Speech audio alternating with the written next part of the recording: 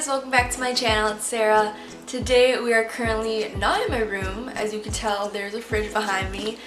We are in my kitchen, and that is because we are going to be making a secret item, and that is going to be zucchini pasta. So this is a little bit of a different twist on your average pasta, I'd say. So normally you would just have like a whole grain or just like a normal like chicken alfredo pasta or something like that. But I want to do a little twist on it and actually use zucchini as my pasta. So I'm going to show you guys how to do that. I just want to make a little disclaimer though that it's not that I really don't like carbs at all. Like, I do love carbs, don't get me wrong. I also just want to say that you actually do need carbs, a little bit of carbs, to live. This is also great for someone who wants to go a little bit less on the carbs for a meal. Not that you have to maybe go so heavy on the carbs. Let's get started. Now that I just put my hair into a ponytail, got my hair out of the way, I'm going to go wash my hands in the sink. Alright, so this is what the final product of the zucchini pasta looks like. So if you think you like it and want to try, continue watching. So for ingredients, I use olive oil, and to substitute that, you can also use grapeseed oil. I also have some salt, pepper, a clove of garlic, and Italian Parmesan cheese. I added some cherry tomatoes to add some color, and of course, you need the zucchini. Most importantly, you'll need a spiralizer, and the one that I have actually comes with two ends. So one for a bigger one and one for a smaller one. And then of course a chef's knife. So what I did here was I cut the ends of the zucchini, the bottom part, so I can fit it into the spiralizer. At first I thought that they were too big because I bought the large ones, not the medium ones, but it ended up fitting, so there you go. It's working. So essentially what you do is you just twist it around, and then the pasta comes out of the spiralizer. And to dry the zucchini, what I do is I pat them dry with paper towels. And what you can also do is you can sprinkle some salt on top of it, and then the salt will actually excrete out more water from the zucchini, so that way you can actually make it dry as possible. And then with the leftovers, I have the core of the zucchini. So what I did is I just saved that, and I could add it to something else because I just don't want to waste it all. So that's what the zucchini pasta looks like. They're actually pretty long. And that was one whole zucchini, guys.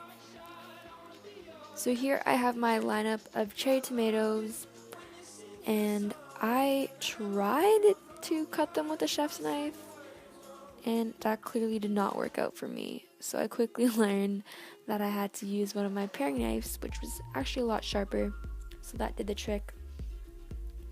And I like adding cherry tomatoes to this to add a lot more color to the actual pasta. And as well, instead of using green zucchini, you could use yellow zucchini for a more vibrant effect, or you can use both, and that just adds so much more color to the palette. So I chopped up the cherry tomatoes, and then now what I'm doing here is I'm using my grater.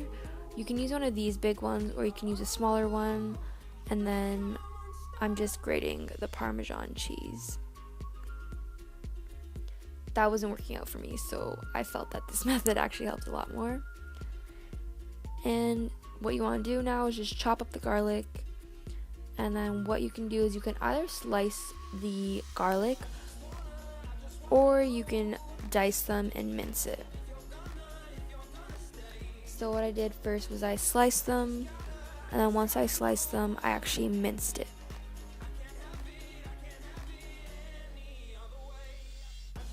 So now I'm adding roughly around 2 to 3 tablespoons of olive oil into a medium to high heat pan.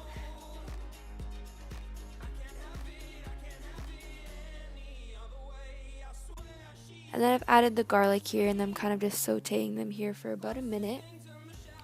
And once they're sauteed, I added in the zucchini pasta. And roughly for 2 minutes, you just let those steam in there, and you could use a wooden spoon to move it around a bit.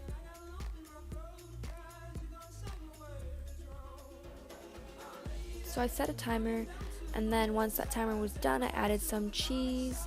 So this was roughly around half a cup of Parmesan cheese that I added here. I just added a bit first to let it go and melt in, and then I added the rest of the half a cup. And then here I'm adding the tomatoes that I chopped up. Adds a nice color. And there we have it. I'm just plating the dish. And then at the end, I'm just going to garnish it with a bit more Parmesan cheese. Yeah, the pasta didn't want to come off of that.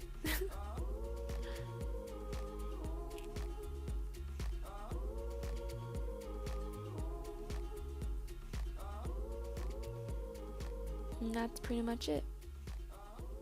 It's ready to eat. Alright guys, my camera's dying, but I just made the zucchini pasta with tomatoes and Parmesan cheese. So I'm gonna try to taste it now, see how it is. There's honestly a lot of noodles in this.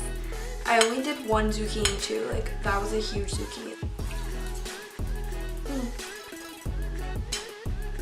This zucchini pasta that I did just now actually turned out a lot more watery than last time when I did it. Last time, like, it was completely fine.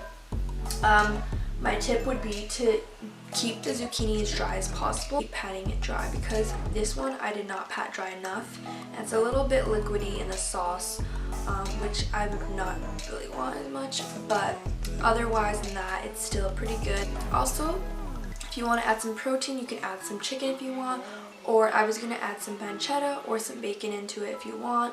I didn't have any with me, so I just did with what I had. But yeah, that's pretty much it, guys.